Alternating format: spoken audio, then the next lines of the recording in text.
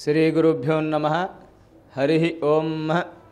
हरशंभो महादेव विश्वेशा अमरवल्लभ शिवशंकर सर्वात्मन् नीलकंठ नमोस्तुते।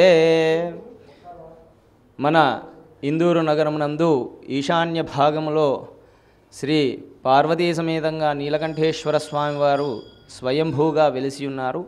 ఈ ఆలయానికి 1400 సంవత్సరాల సుదీర్ఘ చరిత్ర గలది ఈ ఆలయము కేవలము ఇద్దరు మాత్రమే, తల్లి కొడుకులు ఇద్దరు మాత్రమే కట్టడం జరిగింది। ఈ ఆలయంలో రెండో పులకేశి జైన మతం స్వీకరించిన తర్వాత జైనాలయంగా కట్టాలని ప్రయత్నం చేయడం జరిగింది। కానీ ఇక్కడ స్వామివారు స్వయంగా వెలిసేసరికి శివాలయంగా మార్చారు। ఈ ఆలయము తల్లి కొడుకులు ఇద్దరు మాత్రమే కట్టడం జరిగింది।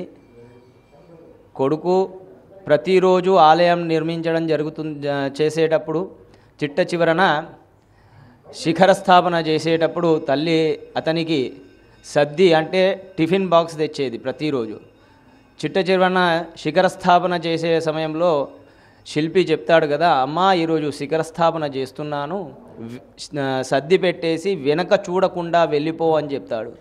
అంతలో ఆ తల్లి పుత్రవాత్సల్యం కలిగి కొద్ది దూరంలో వెళ్ళిన తర్వాత నా కొడుకు ఎన్నడూ లేనిది ఈరోజు ఈ విధంగా ఎందుకు చెప్పాడు అని పుత్రవాత్సల్యం కలిగి వెనుకకు తిరిగి చూస్తుంది। అంతటా ఆ బాలుడు శిల్పి అక్కడనే అదృశ్యమైపోతాడు। ఆ తల్లి బాధపడి అయ్యో నేను నా పుత్రుడు చెప్పిన తర్వాత కూడా చూసినా అని బాధపడి అక్కడనే సజీవ సమాధి చేసుకుంటుంది।